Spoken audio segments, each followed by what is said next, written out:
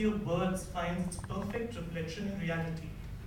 More often than not, the real world is an imperfect one, in which promises remain unfulfilled. In the memorable words of the American literator Langston Hughes, dreams are deferred. This is certainly true for the constitutional underclass, for whom the city of words remains just that, words, and who remain unconstituted by virtue of their class, caste, or sexual orientation. But is it not the case that the constant striving for the perfect community and the attempts at bridging the distance between the city of words and the imperfect city is precisely what we call politics? It is in the distance that is traversed between the two cities that struggles reside. Ultimately, it is only through politics and struggles that rights are created. Only in the mist-covered regions of legal theory could be imagined that rights are the product of judicial authorship. This is a point acknowledged in the Nas decision when the judges acknowledge that a constitution does not create rights, it merely confirms their existence. Equally, it would be a mistake to think of a constitution as the perfect embodiment of values which do not change even as we strive towards them. Constitutions provide a basis for radical change only insofar as they are willing to be changed themselves, not just through executive fiat or judicial interpretation, but through an understanding of the history of struggles and through an incorporation of the concrete practices of equality and liberty in various forms of life. Stanley Cavell, in his book about remarriage comedies, The Pursuit of Happiness, argues that the constitutional promise about life, liberty, and pursuit of happiness has a public face to it. This generally translates into what it is to claim these in law. But there is equally the private face of these claims, and that can only be located in what he calls little communities of love. What brings the public and private realms together is the question of what it means to ask human society to create the condition for these small communities to be built. The Nas Foundation decision is, after all, the affirmation of such a community's right to assert their love and to do it with autonomy and dignity. But what is involved in the legitimization of the love that dare not speak its name is the emergence of what the Harvard-based legal scholar Lawrence Tribe would call a right that dares to speak its name. In other words, our understanding of and our commitment to ideas of equality, dignity, and justice are products of not just abstract philosophical values and political will, but also of our ethical imagination. Cavell says that one cannot base the little community of love only on an appeal to the law, nor on an approach of feeling alone. It is an emblem of the promise that human society contains room for both. But one cannot wait for the perfected community to be formed before one forms the little community. Thanks.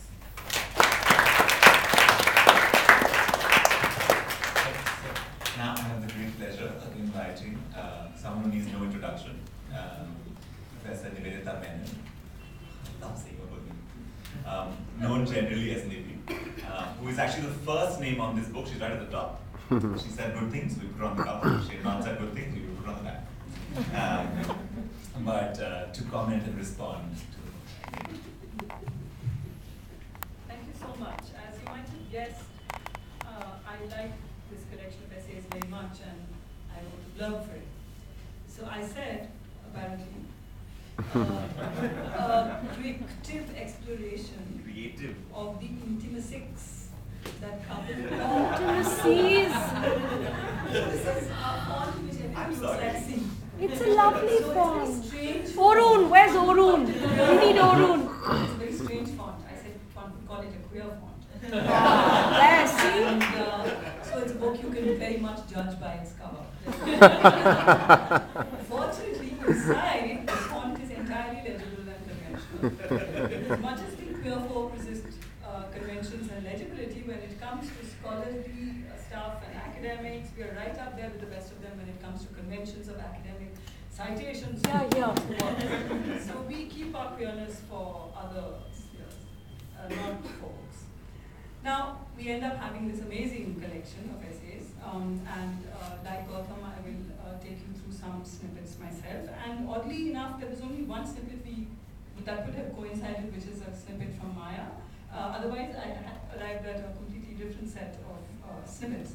So you have this really amazing collection, ranging from the scholarly to Chayanikas, which is the immediate archiving of one moment, which is running around to get police permission for a march, and many of us have been there.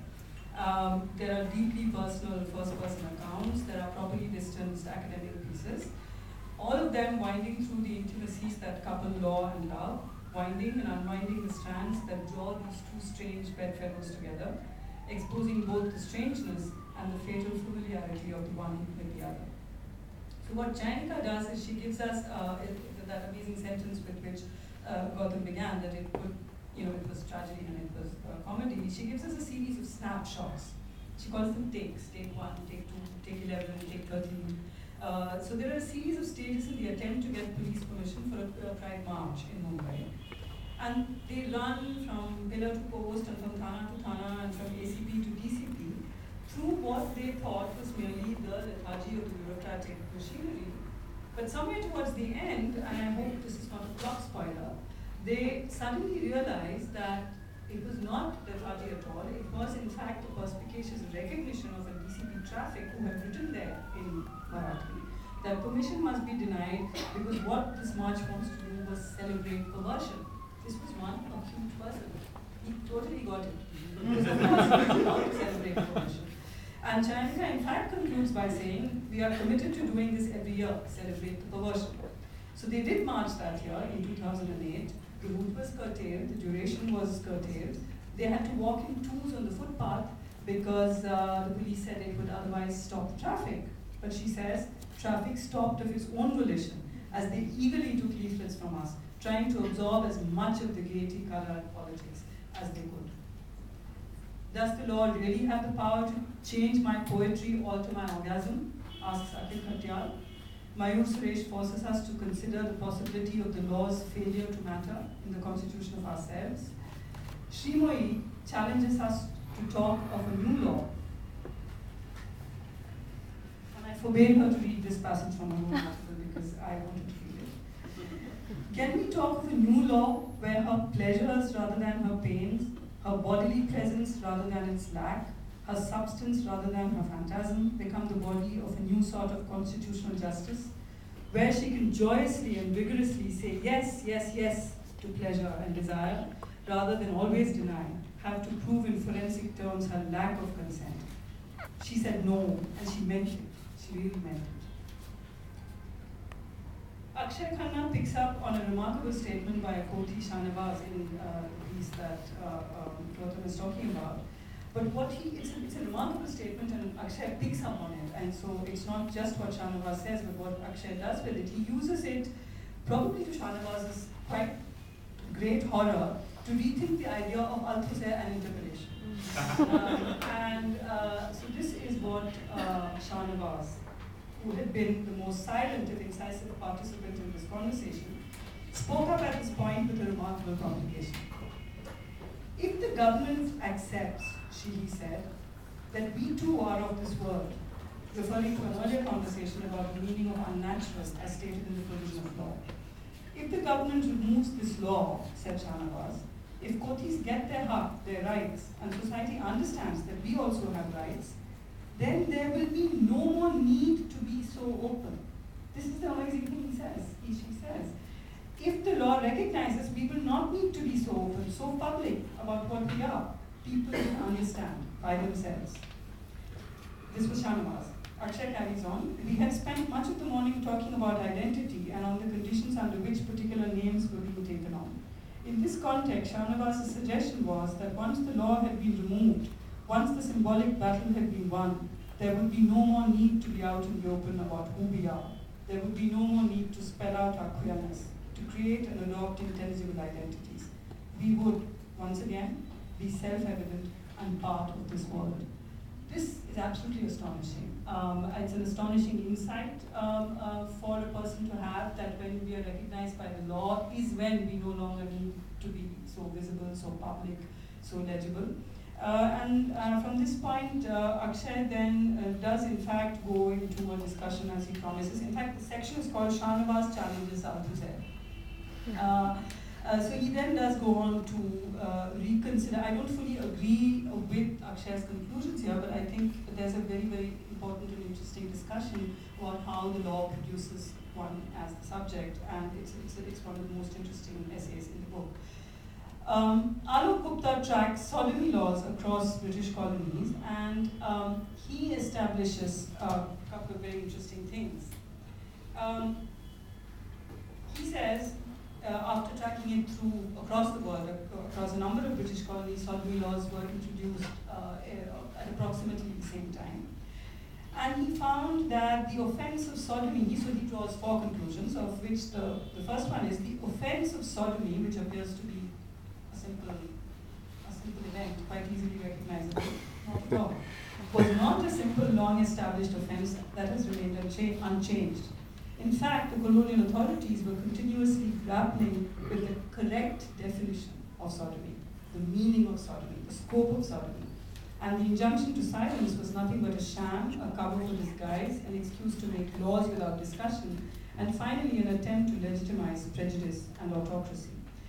And the point that he makes in this essay, which really takes it beyond the act of sodomy, as it were, is that he recognizes that sodomy laws construct a regime of relationship between the state and gay and lesbian people. It's not just about the act of sodomy between one man and the other. The state's relationship to lesbian and gay individuals under a regime of sodomy laws constructs a dispersed structure of observation and surveillance. The public is sensitive to the visibility of lesbians and gays as socially and legally constructed miscreants. So Alok suggests that the colonial era sodomy laws ultimately became not punishments for particular acts, but broad instruments of social control. They allow states to assert, without real evidence, a supposedly shared moral sense, and to separate and brutalize those beyond it. They are terms of division and tools of power. For those of us who have looked at the ways in which things that appear natural are constituted through these kinds of processes, whether it is gender, the natural biological body, whether it is race, a very evident, self-evident thing, and then you look at the scholarship that has opened it up and shows how whiteness is constructed, how non-whiteness is constructed, how the biological body itself is constructed, how biology is itself culture, because biology is a language after all, which makes the body legible to us. For those of us who have looked and thought about the natural in these ways, the sodomy laws discussion that Anup does is one more extremely important aspect of the ways in which various forms of natural are produced as if they're easily recognizable. And all this happens at a particular point in history. In the non-West, it happens with colonial modernity. In the West, it happens with modernity. You have another amazing and fun section in which there are essays by Namita and Nitya, Mayur and Maya Ganesh, where they talk on the politics of pleasure. In a really lovely analogy, Namita and Nitya use the pixelated image of ASCII prawn to suggest. Now take a look at this at page 395. And you can actually see this image. You will see why I'm asking you to open it. There is, in fact, a visual metaphor of ASCII prawn, which turns out to be how geeks were forced to watch porn on old alphanumerical computers. So this was something I learned for the first time. And I enjoyed looking at that image quite a lot, I can tell you. And now you won't sneer so much at my saying, open your books to page 395. What they say here is they use this really, really amazing and fun and lovely analogy.